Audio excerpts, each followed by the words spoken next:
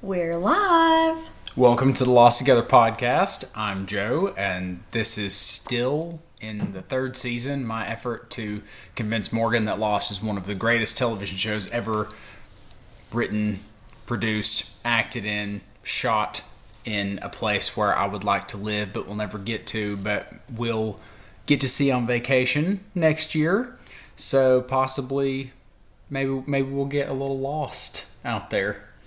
That'd be cool. Man, it would be so awesome to see. Because I see people all the time with pictures on, like, the beach that they're on. Man, That'd be pretty neat. Would that be super cool or what? We could probably work that out. I probably could swing that. Yeah. Maybe we will do that. Guys, getting in on the family vacation planning here. I'm sure you were super interested in that. But either way, we are now into season 3. Okay? The season, my season, the one that I like the best. I think it's the best of all the seasons.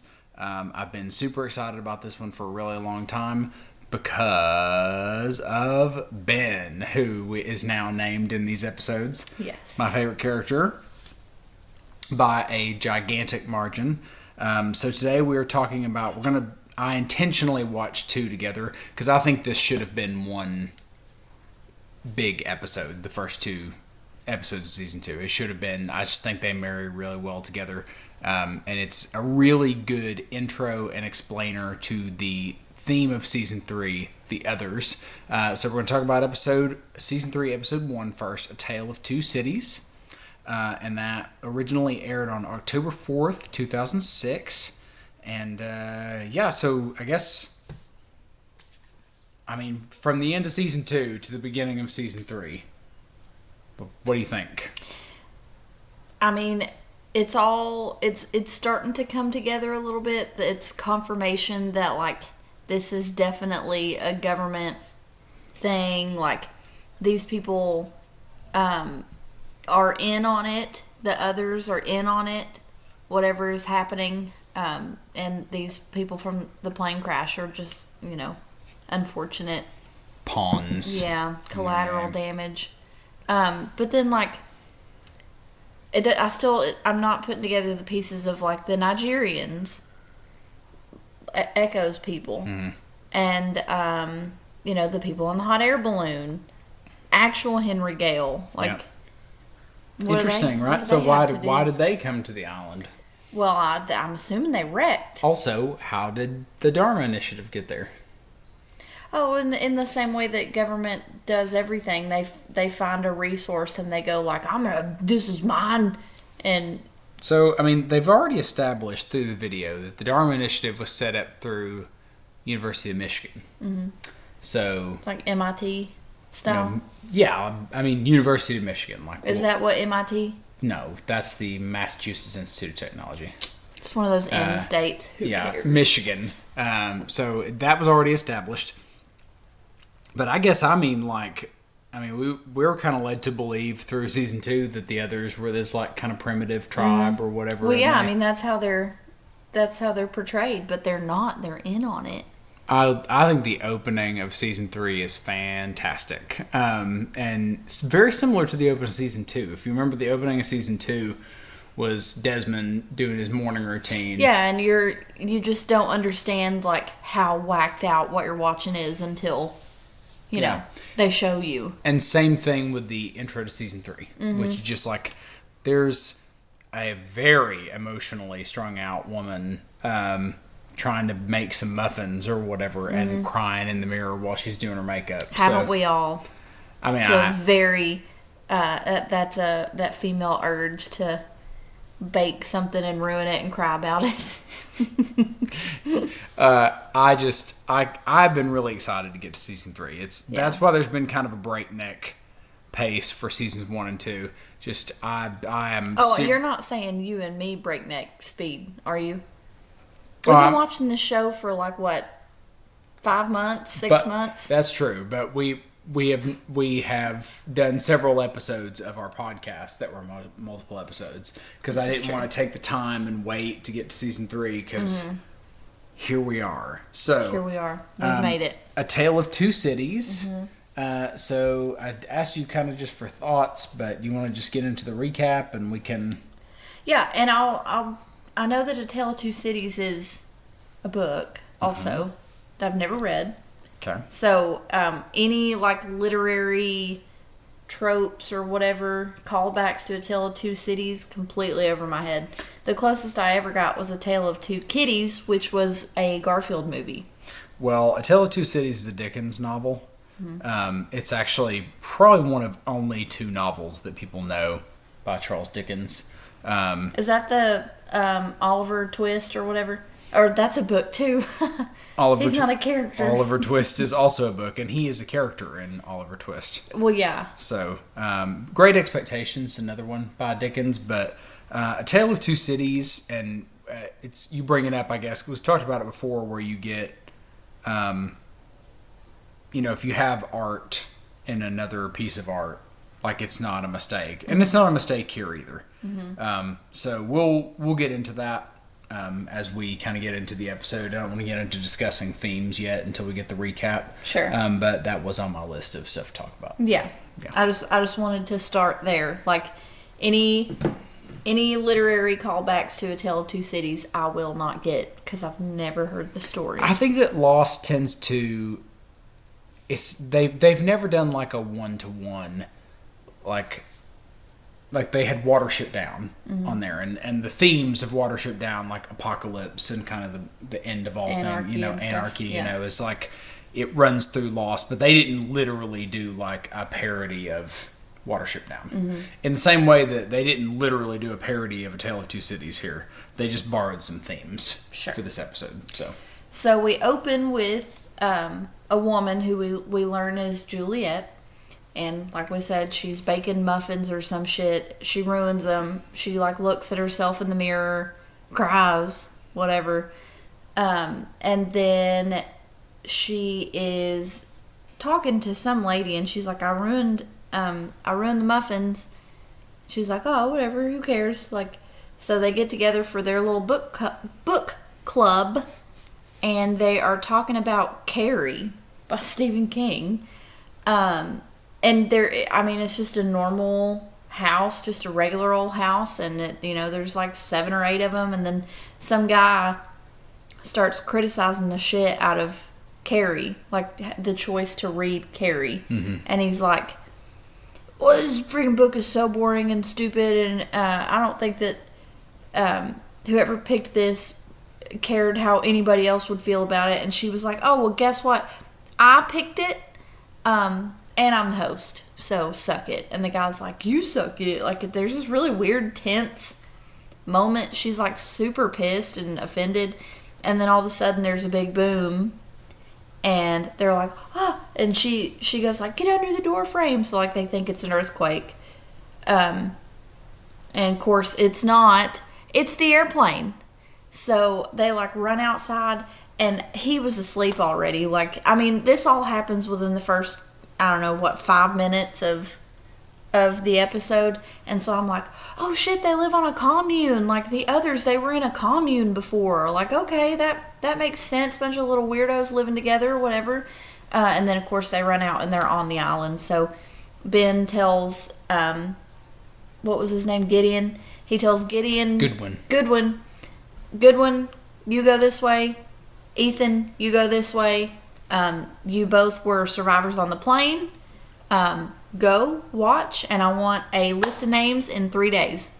And I thought it was so funny because Ben tells Ethan, he's like, "If you run, you can make it to the beach in an hour."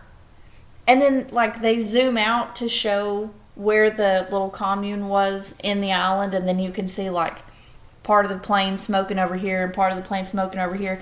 Unless Ethan is like faster than Usain Bolt and a cheetah put together, there is no way he could get across. They're like all the way across the island. Well, in the first place, I'm sure that they have pathed that out, but then, that would make it easier. But also, they established pretty early that Ethan is like... He's real fast. Physically, he's in excellent shape. Yeah. Like, he beat the bejesus out of Charlie and them, and like it was this like I could beat the bejesus out of Charlie. I guess, but I mean, earlier in our podcast, you were saying that he was scrappy or whatever Scrappy. when you were sticking up for him.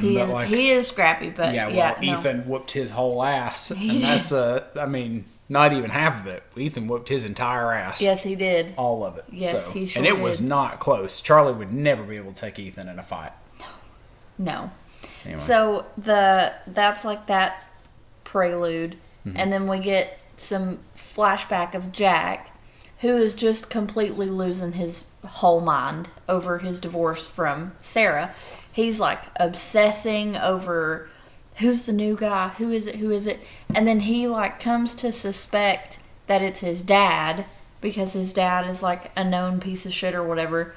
But the straw that broke the camel's back, all the confirmation he needed was Sarah called Christian's phone, and Jack was like, "Why is she calling your phone, Dad?" And his dad was like, "Drop it."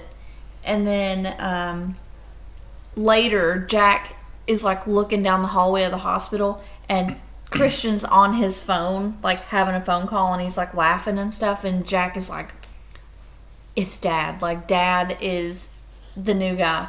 So then he shows up. Jack shows up. Oh, he goes through. I don't know how he gets all the phone numbers, but he somehow ends up with all the phone numbers in Sarah's phone, and he starts calling every single number. It's discovery from their divorce proceeding. Yeah. That is a whole new level of obsessed. That is scary. That is scary stuff. So. Yeah, and so, like, so I'm thinking out loud for a second, but there was some reason that he had a hold of all that stuff, and it was to do with his divorce. I assume that it's, because divorces used to be contested. Like, there were like, times when people would not actually want to get divorced. And so, like, I think this definitely qualifies as one of those times. Like, Jack is not wanting this divorce, she's wanting it, so it would be contested, so there would be stuff that you had to enter into discovery. So it's like a lawsuit, basically. So that's what it would have been. Okay. Yeah. Well, anyway, Christian comes in on him making all those calls, and he's like, "You have got to chill out." And Jack's like, "You know what, Dad? Like, get out of here. Don't worry about it." So Jack, just fully becomes convinced that his dad is sleeping with Sarah. So he busts up on a Alcoholics Anonymous meeting and decides to confront his dad in front of everybody about this whole deal. And Christian's like, "Look where you are right now. Like, you don't want to do this right here, right now. I'm telling you."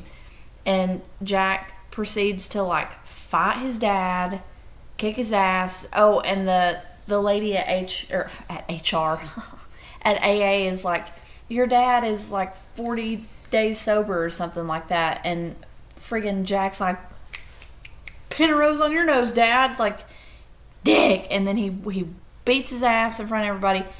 And then it turns out Sarah shows up, and she's like, "Hey, your dad just called me, and he's so drunk that I can't even understand what he's saying. But you need to go find him. And also, this dude that's standing by the car back here, that's my man." So then... Except she doesn't say that. No, but, I mean... Yeah. But, because Jack's like, "Is that him? What's his name? Is that him?" Doesn't matter who he is. It matters who you're not. Yes. I mean, people... And, by the way, I was going to talk about that anyway. That line. People don't talk like that. So it was like a rare moment where I thought, like, "Oh, Lost? Why?" I thought it was like, a sick burn. It was, but people don't talk like that. Like, that's a literary type, like, it really, that specific line took me out of it for a second. I'm like, ooh, why did you write that? That people don't talk like that. Ugh. Like, one thing I like about Lost is that they seem to write it authentically. Like, they're writing it the way that people speak. Give me a break. It doesn't matter who he is. It matters who you're not. It's like something from The Notebook. I'm like... And, the reason she was there at all is because she bailed him out of jail, which I thought was weird. What a weird. Why? Why'd you do that? Like. Well, I think because Jack's dad called her and asked her to. So I thought the implication was that he was going to pay her for that. Oh,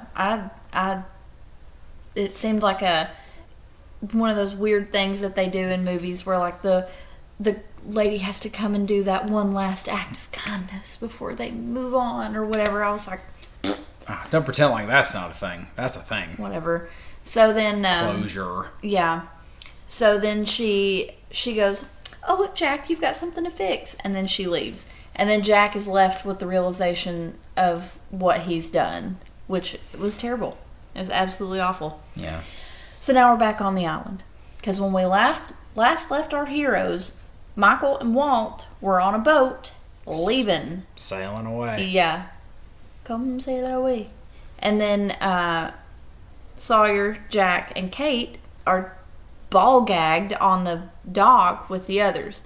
Well, now, first one to wake up is Kate, and she is in like a shower room, and it's like kind of like when she wakes up, you know, she's like, "Where am I? What's all this?" And some guy walks in, and she's like, "Where are my clothes?" Like, it's really scary. Like, you're thinking like, oh, you know, of course, here we go. Can't have a woman in distress like without essays about to happen, some kind of like sexual danger. So the guy's like, "Take a shower. Here's shampoo, conditioner, body wash, towel, fresh clothes. We got a dress for you. Get dressed." And she's like, "What?" But she does. So she comes out in this totally beautiful little summer dress, goes outside, and they take her to Ben, who has got a really beautiful breakfast set up for her on the beach. It's gorgeous. And I was like, like, weird. And then he's like, "Go ahead and put those handcuffs on." I was like, great. More sexual danger. Like, she's just too hot to be alive without the implication of sexual danger. So annoying. But she's like, "Why did you like kidnap me, knock me out, and then have me get dressed up and come have breakfast with you? Like, what's going on?" And he goes, "Oh, I just wanted to give you something to look forward to because the next 2 weeks are going to be really, really unpleasant." I was like, oh, chills. Real scary. So next, we've got poor Sawyer. Sawyer gets the shit into the stick on like so many things. He just, bless his heart, he's in a cage, like no bigger than a prison cell. And there's a pedal, there's a big button with like a fork and a knife on it, and some other contraption. And he messes around with stuff, and he's like, "What the hell?"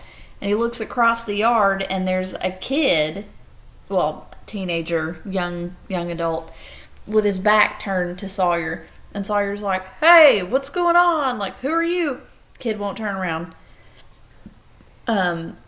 Eventually, Sawyer is like hitting all these buttons trying to figure out what's going on. And he goes to hit the one with the fork and the knife. And the kid finally speaks and goes like, "I wouldn't do that if I were you." And Sawyer's like, hits it, gets electrocuted. Not electrocuted, but shocked real bad. So then let's see. Oh, he finally figures out it's like he has to like push the lever, pull the thing, and hit the button all at the same time. And then like a fish biscuit comes out. Like it looks like a cat. Like a cat treat. Yeah. I laughed out loud. I thought it was so funny when he gets that, because he's like, woo, he's like singing carnival music. He is so damn happy to get this little fish biscuit. And some water. And some water, yes. So the kid, we find out his name is Carl. He ends up like picking his lock in like no time. Picks his lock, comes and picks Sawyer's lock, and they take off. And then they get caught. Sawyer gets...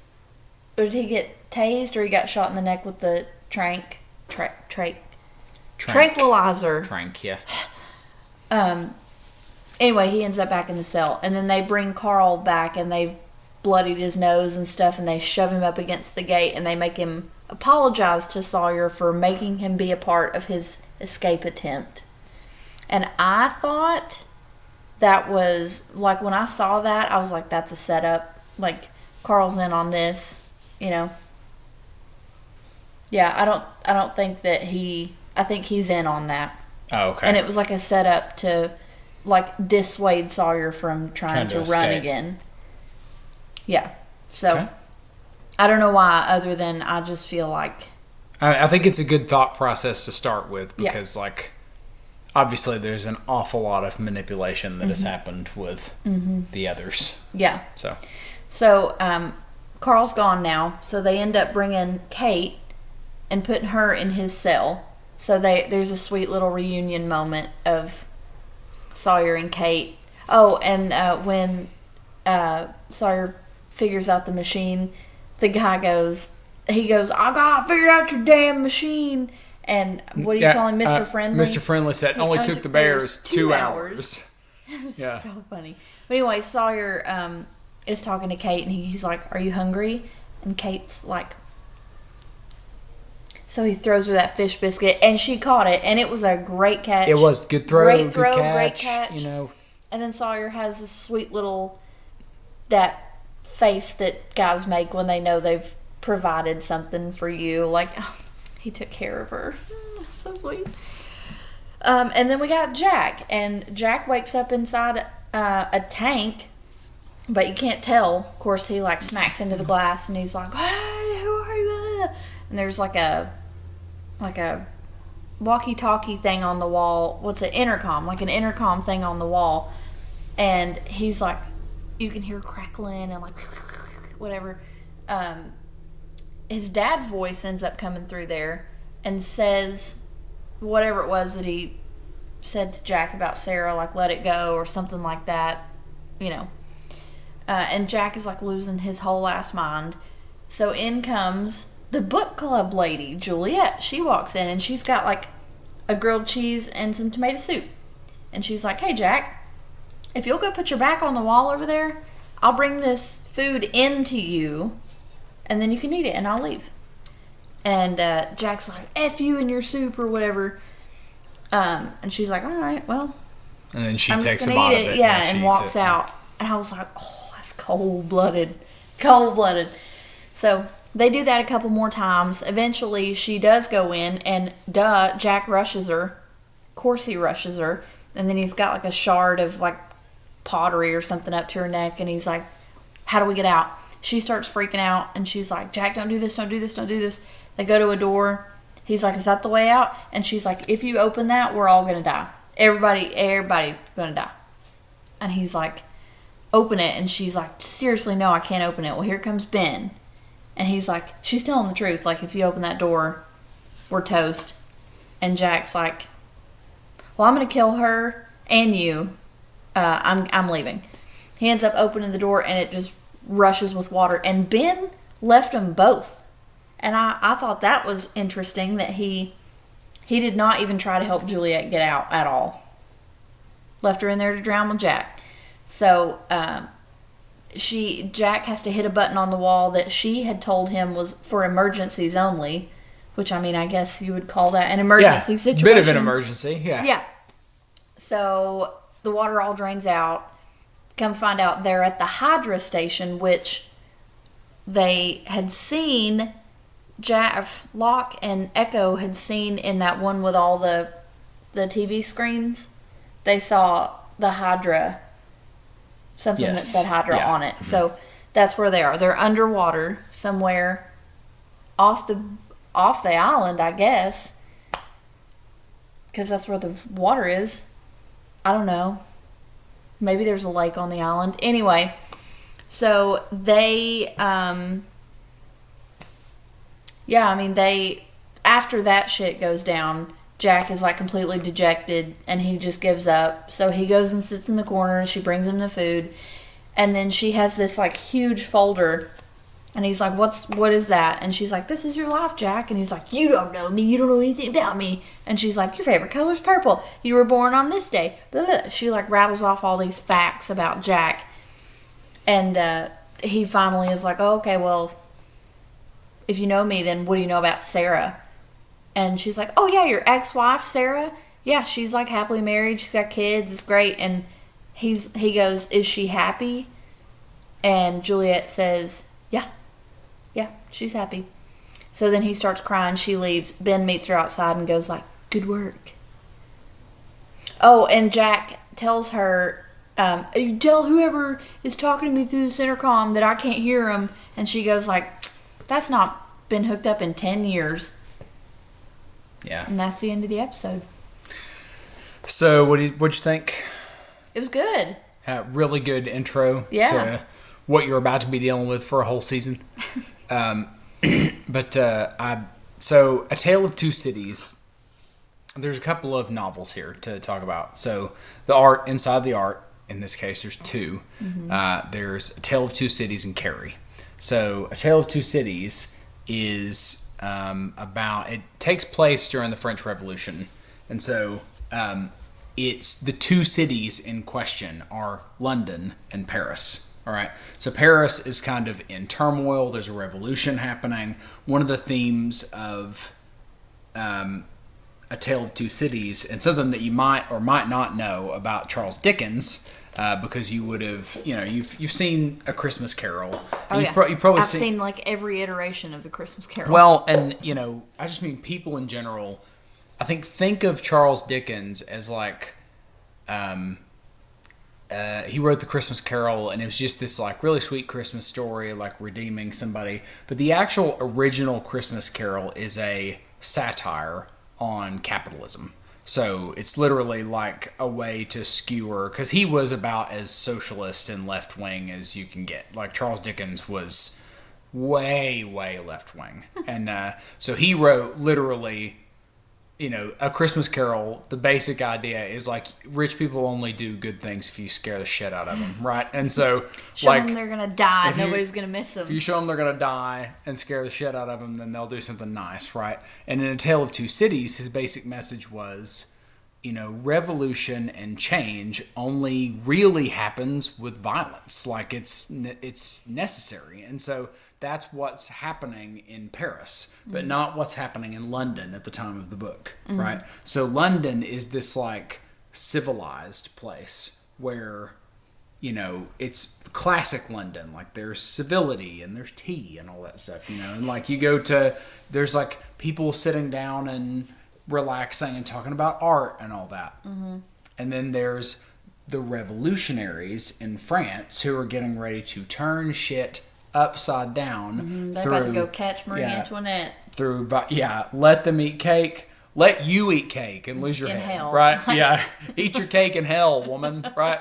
And that's so it's a major theme is revolution and the necessity of violence, but also imprisonment is a major theme. And so obviously this episode, our heroes are literally in prison. Yeah, so A Tale of Two Cities, aptly named. And then Carrie, I forgot that it was Carrie that they were reading. So I'm actually reaching here for a second to try to figure out how that's relevant to this episode, except that like Carrie was like misunderstood and like bullied, and that was like the whole deal. Like that was the whole deal. She got the pig's blood poured on her, and then she murked everybody. Like, yeah, this female rage. I don't know. Well, and it's interesting that Carrie is Juliet's choice for the right. Yeah, there's some kind of relevance there. I'm guessing that Juliet is like seething underneath. Like something. Juliet is a really good character. Yeah.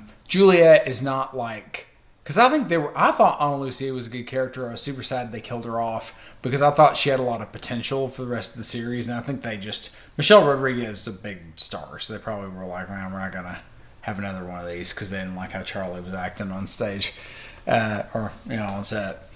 But so that's the art within the art for this episode. And I was curious, do you think that because they kind of solved the mystery of the others, like you got to see, the others are just regular people or whatever, and they're not like they're like in on it, whatever's going on, or either they're in on it or they have been fed some, and it literally is like the Stanford prison experiment. Like, they think they're in on it, but they actually have no clue what the shit is going on. They just think they know. Well, one of the criticisms of Lost is that it waits too long to solve its mysteries. So, are you feeling that at this point? Like, are you frustrated with how, like... I wish that I had some more damn context. I do. I wish I had more context. But, they're just spoon-feeding me, which is fine. Yeah. So, I guess that's that. I mean... Yeah. I feel like there was... with Carl, didn't we see him being taken away and they kind of like pass? There's like, or is that the next episode? Okay. Yeah. All right. Yeah, so the next episode is called The Glass Ballerina. The Glass Ballerina. That's episode 2 of season 3. Originally aired on October 11th, 2006. So and this is a Sun and Jin centric. Yeah, really this is more of like just a Sun episode, I think. Like, yeah. This episode, I was like, whatever. So it opens with Sun as a kid, and she breaks a glass ballerina, and she her dad comes in and he's like, "Son, who broke the ballerina?" And she's like, the maid did it. And he's like, "Okay, well, are you sure that the maid did it? Because if she did this, I'm gonna have to fire her." And Son's like, "Yeah, it was her. Like, it was the maid." So I think he asked her like 3 times, and he's like, "Did you do this?" She says, "It was the maid." So then he goes and fires the maid. I don't know if the implication is like he's going to fire her like from life. No, I don't think so. Okay. I think he's literally just firing her. Okay. In this case. Yeah, so, we just, I guess, are set up with like Sun is going to protect herself and her interests, which like, she was like 9. Like, what kid is not going to say the maid did it? She broke something that was like probably really expensive. Her dad is obviously a very scary man. It's not like he's super loving. So yeah, she's gonna lie. She's gonna protect that ass, So then we fast forward to Sun being an adult, and she is still sleeping with the bald guy, having an affair with the bald guy. Her and Jen are now married, and she is still sleeping with the bald guy. They're talking about like, they want to be together, and he's like, "Your English is so good, like you could totally move to America and start a new life and whatever." And she's like, I think she gets on board with it. She's like, "Oh, all right, yep, that sounds good." So he gives her this like beautiful pearl necklace, and she's like, "I can't take that." And he's like, "Why not?" And she's like, "Because I'm married." And then in walks her dad. Awkward. He doesn't say anything other than get dressed. And then he leaves. If I was the bald guy, I would be shitting my pantaloons. Yeah, and I mean, and he is powerful. He's a powerful man. He's got more money than God. Well, what I mean is, I was going to talk about the bald guy. Yeah, that's what I'm talking about. I think he's soft, though. So, he is soft. He is. He is not ready for this situation that he's about to be in, and probably doesn't know the situation that he's in, really. Well, like, he really has a vague idea, because of their families set them up, like matchmaker style. Yes. But, I don't know if he knows for sure that Sun's dad is a literal Korean gangster. Yeah. Yeah. So, that all happens, and then we go to Sun's dad, and he calls Jen into the office or whatever, and he's like, "Listen, this guy," and he slides a picture of the bald guy over to Jen, and he's like, "This guy's been stealing from me." And Jen's like, "Oh, damn, okay." And Dad's like, "I'm gonna need you to take care of this." And Jin's like, oh, okay, you want me to deliver a message? And Dad's like, no, I need you to take care of it. And Jin's like, I quit. I'm not doing that. I'm not going to do that. And so the dad is like, you married my daughter. That makes you my son. So my shame is your shame. And this man has shamed me. And I was like, oh, God. Because it really is Jin's shame, because it's his wife. But he doesn't know that part. Well, and I think it is shameful for Son's dad. Like, I think it's not just... Yeah, no, it absolutely, yes. So, I mean, and he's controlling and horrible and stuff, But so, like, he means it, but that's a good point, because it is, like, it's absolutely, my shame is your shame. You think it's an accident that he said, my shame is your shame? Like, Jin just does not even know how much this particular shame is also his shame. So, Jin's like, all right, I'll do it. So he goes to the bald guy, to the hotel, follows the bald guy to the hotel, goes inside, beats his whole ass, and Jin is like, do you know who I am? And the bald guy's like, yeah, but he doesn't realize that it's Son's husband. Does he? No, he does. Oh, he does. Okay. But that's the beauty of the scene is that... he thinks he's there because he found out about the affair. Yeah, he thinks he's getting his ass whooped because of the affair. Yeah. Like... But then Jin says, like, you know who I work for, right? And bald guy's like, yeah. And then Jin goes like, well, then you know what I have to do. And he, like, puts a pillow up with a gun. And bald guy's like, please no, like, begging for his life. And then Jin hesitates. And he pulls the pillow away. And he's like, listen, bitch. Get out of this country and don't you ever come back, because if you do, I'm going to find you and I will finish what I started, whatever. So he spares him. Second time that he's been meant to go kill somebody. Yeah, and spares him.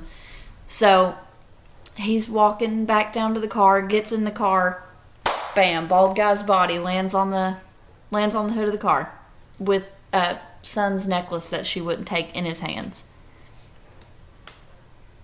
So I was like, weak. Yeah. Not weak as in like a person who commits suicide is weak, because suicide is not a great thing. I mean weak as in like, I hate that he died. Like, I hate that he died. He was good. He was a good man. He was good to Son. He loved her. Took care of her. Yeah, he encouraged her. He made her happy. Yeah, listen, he did good things for sure. I just like... I don't know. I wasn't that sad about it just because he didn't do much in the series. Like, hey, he just... I don't know. I didn't get super emotionally attached to this guy. Jay, by the way. I look back. That was his name. Oh, well. So Son shows up to the funeral. The ball's on her. And, she's crying, whatever. Here comes Daddy. And he walks up behind her. And she's like, what are you doing here? And he's like, oh, I do business with that kid's dad. So, just so you know, like, this is your fault. You should be ashamed. And then Son's like, are you going to tell Jen? She didn't acknowledge any of that shit that he said. She just said, are you going to tell Jen? And the dad said, oh, it's not my place to tell Jen. And then he leaves. He leaves. He walks completely away. No comfort. No nothing. Walks away. So there's that. So back on the island, we have met back up with Jin, Son, and Saeed, who are still on the boat, because they were supposed to be watching out for a smoke signal from Jack and them. And so, like, they're there, they don't see any smoke, so they kind of get in a little argument. Jin and Saeed get in an argument, and because Jin wants to turn back because, like, Jack and them have not shown up yet, and, like, it's been some time. They should have been there already, and Saeed's like, I'm not leaving. Like, I'm not leaving, so... and Jin's like, well, you have to leave because... I'm the only one that knows how to sail a boat. And then Son's like, psych, I can help you. I can help you do this boat. I can help you drive the boat. And so her and Jen get in a little fight, of course, because Sun is not following orders or whatever. So annoying. But she doesn't tell Jen that her and Saeed are just completely bucking everything that he wants, because he doesn't speak good enough English to understand what's going on. So they decide to keep on trucking, and they find the dock, and they're like, what the hell is this dock doing out here? So they get off the boat, and Sun stays on the boat because Jen is like, oh no, she doesn't stay on the boat. She gets off. They all get off. They go to the beach, and they start building another fire so that Jack can find them. And she tells Jen, like, oh, this dock, like Saeed said, this dock's been abandoned, like nobody's been here in a long time. We're just going to set this off so that they know where we are, and then we're going to get back on the boat. And then she turns to Saeed and she goes like, so why are you lying to me? And Saeed just immediately is like, you got me. He said the tracks are super fresh on this dock, like it's been like maybe a day since people were here. So this is an ambush. Like, we're going to set them up because they're going to see the smoke and they're going to come and find us. And then he said, I'm going to kill all of them but 2. And then they're going to take us to Jack and them. And she said, why 2? And he said, so that they'll make each other comply. And I was like, ooh, dang, he's right though. So she ends up telling Jen, like, we lied to you. So Jen takes a gun, Saeed takes a gun, and then there's a gun on the boat. Right. And Jen is like, son, get your pregnant ass on that boat, and we will meet. We'll meet you back up there. She's like, okay. So, I guess it was, I don't remember if it was the last episode or what, but the others are aware of the boat. Yep. They are aware that... It's this episode. Okay. So they know that Saeed and Sun and Jen are on the boat and they are coming. So Ben's like, I want that boat. That curly-haired lady, what's her name? Oh, Colleen. Colleen is the one that tells Ben about the boat. So he's like, get me that boat. So she and a bunch of other people show up, and I don't know where the hell they came from. It never shows. It just shows a bunch of people climbing up on the boat. So they've somehow got past Saeed and Jen, who are up in the trees waiting for them to come. And then came by water, maybe, I don't know. But so Sun's like in the bottom of the boat, like making tea, and then she hears everybody, so she grabs a gun. Here comes Colleen, and Sun's like, it's like a standoff, and she's like, I will shoot you. And Colleen goes like, no matter what you think right now, we are not the enemy, but if you shoot me, we will be your enemy. And then Sun shoots her. She shoots her right in the stomach. So then, of course, Jen and Saeed hear that, and they're like, oh, shit. So they start, getting after the boat. It's already taken off. Sun barely makes it off the boat. I mean, Jen's in the water, screaming, swimming as hard as he can. He finally gives up, and then Sun resurfaces, and they have a sweet little moment. And then she says, like, I'm not going to lie to you again. I'm really sorry. So, there's that. Just a whole episode of Sun being a piece of shit. So, just lying and getting people in trouble and getting people hurt. Yeah, well, I mean, it was Saeed too. I mean, yep. I don't know. But, so, Kate and Sawyer get put on like a chain gang, and they have to go work busting up rocks for no reason. Like, they're like in the middle of the forest. Like, they're busting up rocks for no reason. It's just hard work. And Mr. Friendly and Juliet are out there, and Mr. Friendly's like, you can't talk, you can't stop working, you can't have anything to eat. That's not Mr. Friendly. Who is the guy? I don't know his name in this show, and Greg points it out, and I'll read it in a minute when we get to Messages in a Bottle, but he is the guy who played Uncle Jack in Breaking Bad, the head of the Nazi gang that kills somebody. What? The last season when Walt. What was the? Because you said Nazi. I don't want to spoil. Oh. Breaking Bad for anybody. There's a very key moment that happens with Uncle Jack. So, anyway. I don't hardly remember. Oh, you'd remember who he killed. So, yeah, it's toward the end of Breaking Bad. But anyway, it's that guy. Yeah. So, a couple of times throughout Kate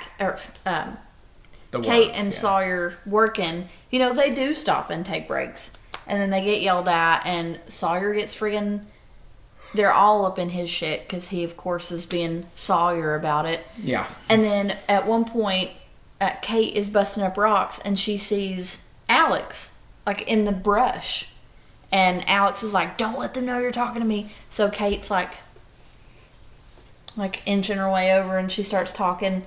And Alex is like, was there a guy in the cage that you're in now? And Kate was like, I guess so.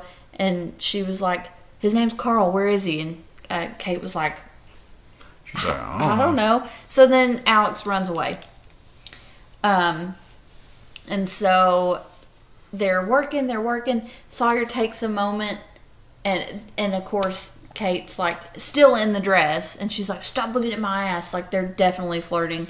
And then Sawyer takes a minute, and he kind of leans back, and he looks at Kate, and she just looks so beautiful, but she's exhausted, and he runs up and grabs her up and plants a hot kiss on her.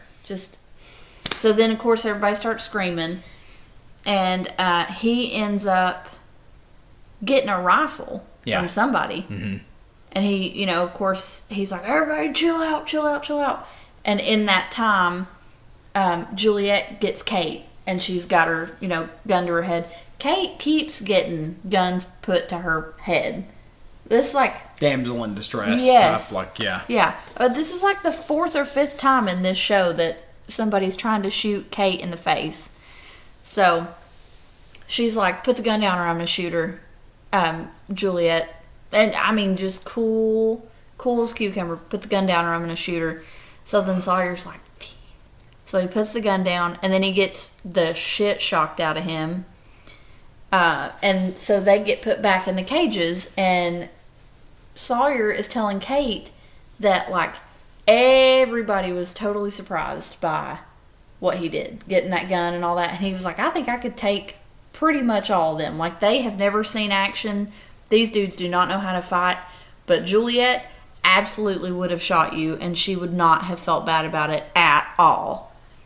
And Kate's like, you really think so? And he's like, yeah, yes, all the rest of them were total pansies about it. So he also says there was a big guy that would have been tough to take down. Yeah. So, of course, the whole time they're talking, Ben is watching them. So he's, listening, and he, because that's what he does.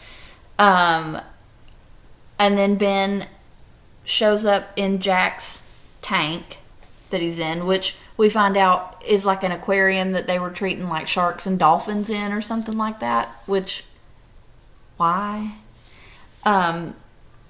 But Ben is like, listen, I told you my name was Henry Gale, but it's not. It's Ben. Nice to meet you.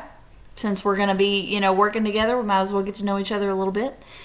And he says he's lived on the island his whole life. And he goes, if you help me, if you work with me, if you do what I tell you to do, I will send you home. And Jack's like, oh yeah, home, yeah, sure, like you did with Michael and Walt. And Ben gets real serious, and he's like, yeah, that's exactly what I mean. I will send you home. I can get you home. And he's like, we have contact with the outside world, Jack, of course, does not believe him. And he's like, yeah, okay, sure you do, freaking loser. So Ben starts rattling off all this stuff, and he's like, it's been 69 days, 6-9, since you guys landed here. So here's what's going on in real life. W got elected. Re-elected, sorry. Christopher Reeve died, and the Boston Red Sox won the World Series. And Jack starts laughing, and he's like, oh, if you wanted me to believe you, then you should have picked anybody but the Red Sox, which I guess if you were on the up and up about baseball, you would get that. I guess, like, it would be like if he said the Cubs won. Like, the Cubs don't ever win. They only just recently won. Yeah. Yeah. It would be like a better example, because it was wild when the Red Sox won that. Like, I remember. But it would be the equivalent of, like, we're into college football, or I am, so I talk about it all the time. But it would be like if you were stranded on the island and they were like, and the Kentucky Wildcats just won the national championship in college football. You'd be like, ha, okay, right? Like, no way. Sorry if anybody happens to like Kentucky, but they suck, right? So, like, I mean, or Vanderbilt, winning it. So, yeah. At that time, it just would have been mind-blowing for the Red Sox to win the World Series. Yeah. And so it's believable. Jack's reaction was spot on for how that, like, so funny. And what was interesting to me, they did an interesting, like, I don't know if Michael Emerson chose to do this, that's the guy that plays Ben, or if they wrote it into the script. And I can't quote it exactly, but when Jack laughs, Ben goes, no, they were down such and such games. Yeah, he starts speaking in stats, kind of. And I was like, that's a nice detail. Like, because, and again, I'm not trying to ruin anything, but, like, Ben has that cold veneer, Yes. But, like, for just a brief second, it slips just a little bit, and he starts talking baseball. And it's like, and then he goes back. Right? Because the whole thing is manipulation. Like, the whole thing is, I'm trying to show you how much more I know about your situation than you do. Not only do I know more about your situation, I know about the world that you came from. I know things that you couldn't possibly know. Right? And so... Yes, and another thing is Jack asks him, like, okay, well then, tell me something. And Ben goes, well, I can't do that. And Jack goes, yes, you can. And Ben goes, you're right. I don't want to do that. Yeah. And I was like, oh, okay. Yeah. So then Ben rolls in a TV, and they turn on a recording, Sox, I guess, of the Red Sox winning the baseball game. So now Jack believes him, I guess. So... Well, and it's interesting because he knows that Ben is capable of lying. Now he also knows that he's capable of telling the truth and telling, like, and having evidence for it, like, And so that makes it makes it like it's not just any truth either. Like, if you are a person that likes baseball at all and you hear that, like, that is just so unbelievable. That would have shocked me to my core. If I were I'm a college football fan, and they were like, Vanderbilt's just won the national title. I'm like, you could have picked anybody but Vanderbilt. Why'd you pick Vanderbilt? Like, because they won. Stupid, right? And they won it. First of all, I'd be literally devastated if Vanderbilt won a national title. Like, I wouldn't do this anymore. I would never show my face anywhere, right? Because I'm a Tennessee football fan. If Vanderbilt ever wins anything, I'm staying in my house for the rest of my life, right? But it's just a really nice moment where they show Ben get excited for a second, say, no, right? And then start talking stats. And I just want to make a note to mention that, because I'm going to fawn over Ben and Michael Emerson's portrayal for the rest of the season. Because this season's incredible and has some really good Ben stuff in it. But this is, according to a lost critic who was writing at the time, the only compelling scene in the episode. So they didn't really care for the rest of it. But what did you think about this episode? I thought it was great. I really enjoyed it. It's. I don't understand why they've got Jack separated and why they let Kate and Sawyer be together. So that's a little confusing.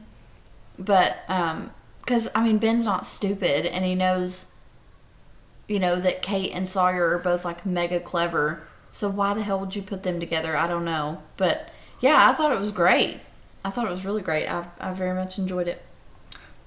So Jack Welker, I'm now showing Morgan a picture of Uncle Jack from Breaking Bad.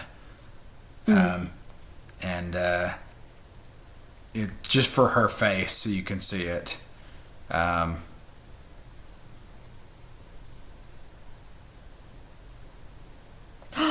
Oh. Yeah. Yeah, right. Oh. This scene. Oh.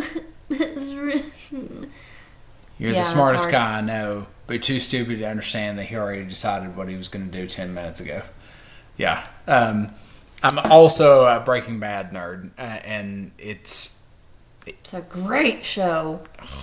It's a great show. Especially that episode, Ozymandias, which won an Emmy, I think, for Best TV Episode of the Year or something.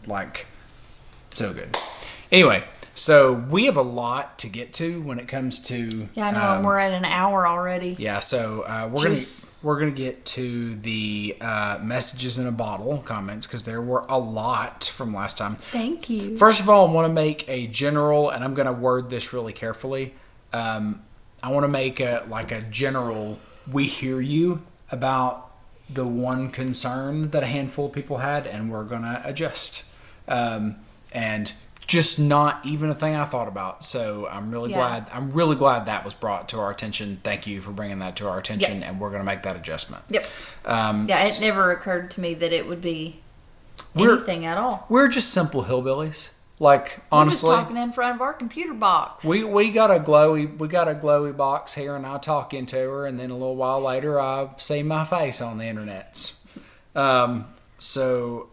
Yeah. So another thing that happened. Just to explain something. Screen grabs, man. First of all, loving the screen grabs. Okay, but Matt says, "Sorry, Joe, are we keeping you up?" With a shot of me yawning, and then a few minutes later. That's all he does. Okay, listen. He sleeps constantly.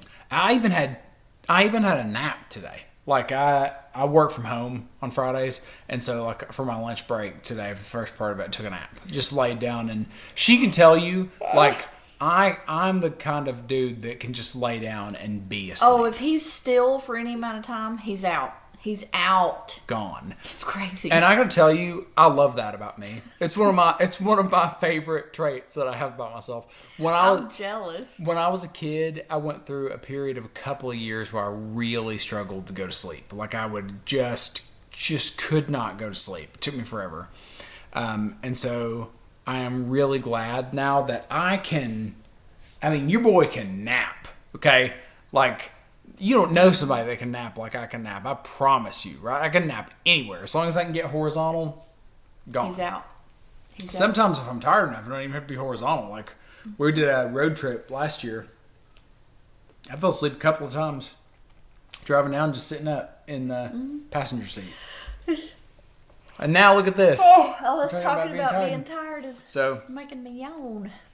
Also, I get up super duper early. He does. He gets up at 4 in the morning. 4, sometimes 3:45, because I lift weights in the morning, and then I do a walk in the afternoon. And so, it's what, that is the sacrifice that you make if you want to be in mediocre shape or whatever. Shut up! You're in great shape. That's what you do. I said, man, LOL, I'm sorry. I get up every day at 4 a.m., sometimes earlier. Did the whole thing already, so sorry. And then Vogue. Morgan can certainly Vogue. Thank you. Great job, Matt. Here's one you missed from Greg, and then that's me yawn. Literally sitting back on the couch yawning. Mm-hmm. Daniel says just in the nick of time, so I'm guessing he is referencing us finally getting back and doing an episode. Sorry. The timer almost ran out on us. What the episode should have been called, Should I Go and Get a Ruler? From Greg. And then Daniel, Kate's best line in all the seasons, the way she delivers it. It's pretty good. All right, so, Greg continues to School us. But I want to say first that he also made a meme. It was pretty good. Which is Hurley and Saeed and Jack on the beach with Hurley holding the cell phone saying, "Hello, Mom. Those two podcasters, Joe and Morgan, they watched an entire half season of Lost, and dude's one podcast of it." Yeah, I can't believe it either. Sorry. First of all, my life's complete because somebody made a meme about me. I know, we've made it. We've made it. I've made it. Greg says, honestly, I think I speak on behalf of everyone else. It doesn't actually matter. You did it this way. You guys did such a great job. No apology required. Daniel seconds it with a GIF. And, oh my gosh, I didn't even see this one. We should frame that. It's like a Hollywood Walk of Fame star with our names on it.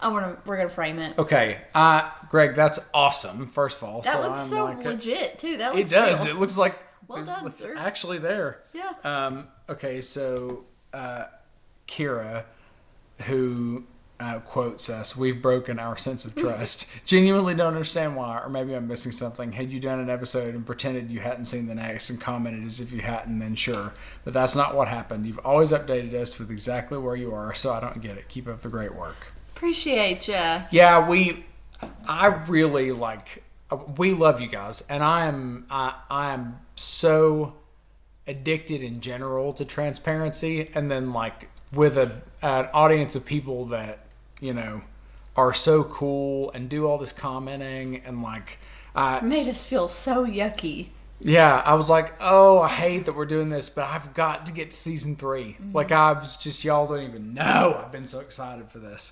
All right. And then there's where Greg calls out that Danny Pickett is this guy. Yes. Yeah, Danny Pickett. And Uncle Jack. Uncle Jack. Years and years later.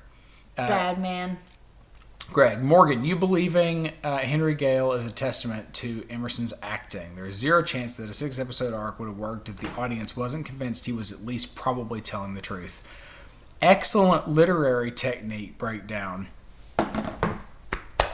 Thank you. It's almost like he got a degree in it. Honestly, probably if I didn't have to worry about money, I might be teaching English somewhere. I think that would be fun. Be like the most "oh captain, my captain" situation ever. Totally.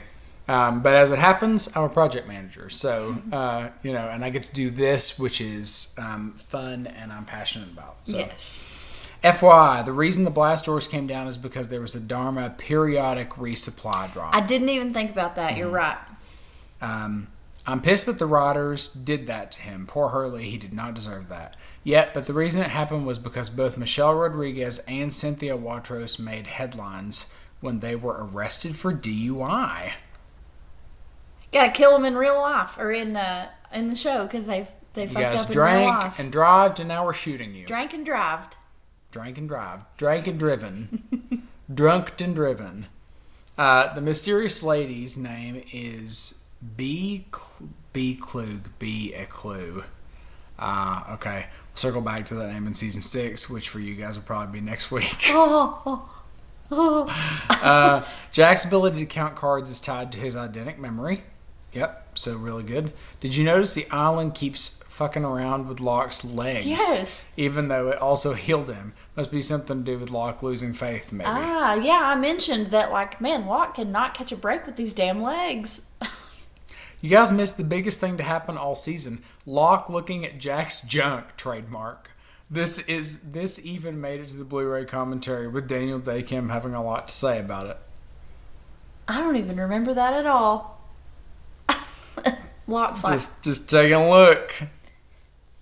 Man. Yeah, that's what people do.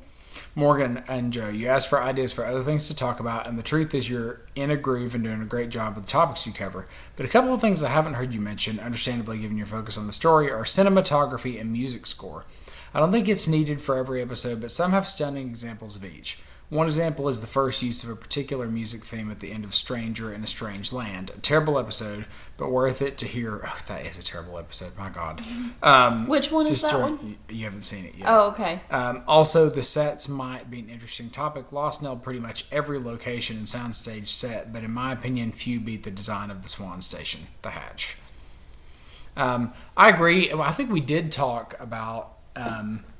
there's a Willie Nelson song at the end of one that Hurley's listening to. Yeah. No, it's Kate. No, it is Hurley. Because Hurley's got the Walkman, and it dies. That's not a Willie Nelson song, because I looked it up and added it to my Apple library because it's freaking beautiful. It was a Jack somebody song. It wasn't Willie Nelson. No, there is a Willie Nelson song. I know the song you're talking about. That's not what I'm talking about. It is a Willie Nelson song. Whatever, I'll find it, but it's a Willie Nelson song. And I'm not as into. I can tell you all you want about literature, right? Music, we'll have to leave to Morgan. I don't know. I can tell you if it's good or not. That's pretty much all I got. She has a beautiful singing voice. So yeah. Until she had 3 kids to worry about, she was regular fixture at the karaoke bar. Oh, yes. Just belting. And she wasn't one of those, shitty karaoke singers either. So, she actually tried when she'd go up there and sing. So you're damn right. Couldn't be me, right? I only ever sang Picture by Kid Rock and Sheryl Crow and Fat Bottom Girl. Fat Bottom Girls. That's my go-to if I've been drinking a little bit. And Tom Sawyer by Rush, which is also fun. My mind is not for rent. Don't put him down as arrogant. Okay.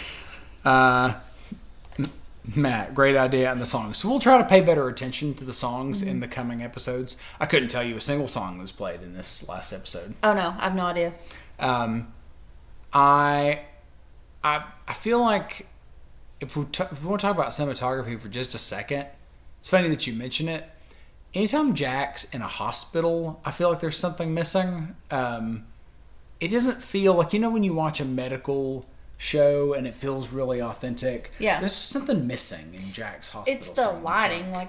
Usually medical shows what's Grey's Anatomy, it's real sharp and it's bright and clinical. I guess there's some tension but I think, isn't Grey's Anatomy around an emergency room? Is there I don't know. I've never seen it.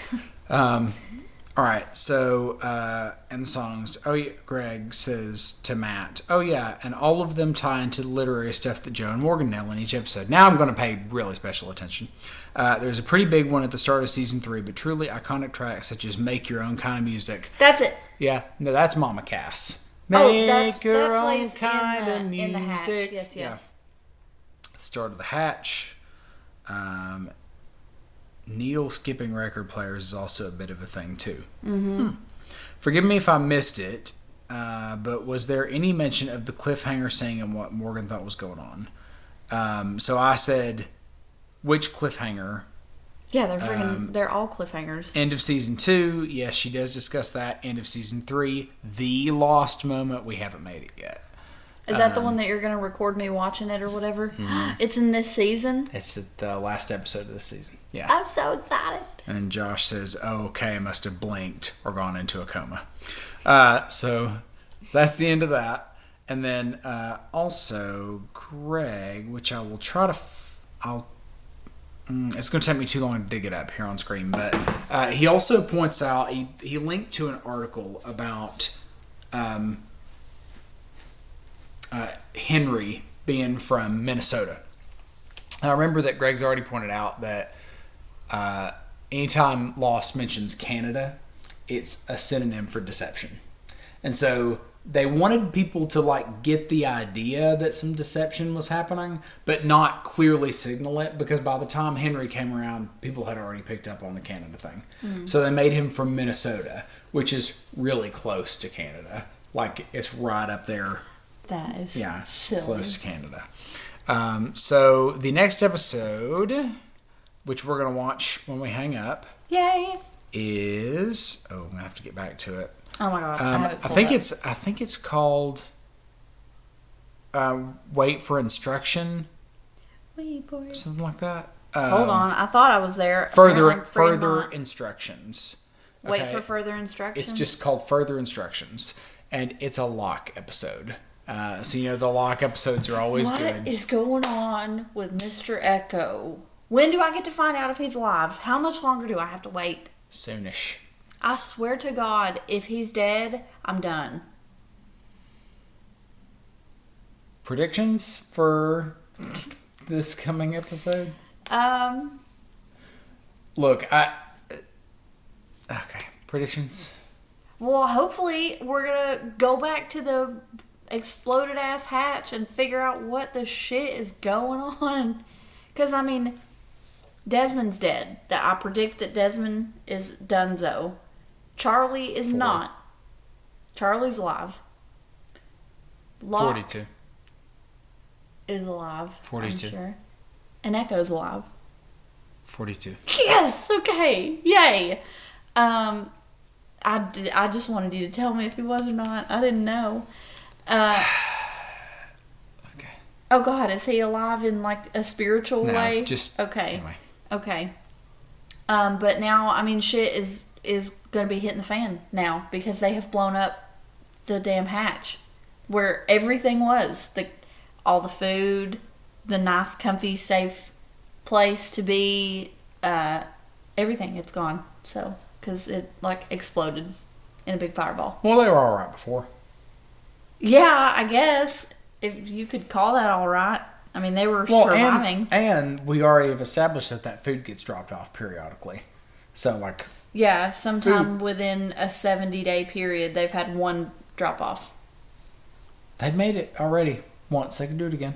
Yeah. All right, well... So, yeah, they're...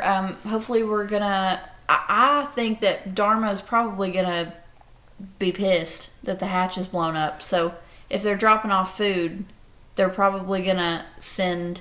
Yeah, but some kind of message. The others were not involved with that one, though. They hadn't shown up to that hatch. No, and maybe what's her face that's trying to find Desmond, Penny. Maybe Penny will be alerted that the hatch has exploded because that was the last place she pinged Desmond. So possibly.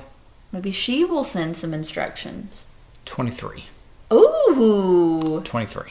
I'll take it. It's better than a 4. That's what I usually get. All right. Well, we're going to go watch an episode. So, we will see you in another life.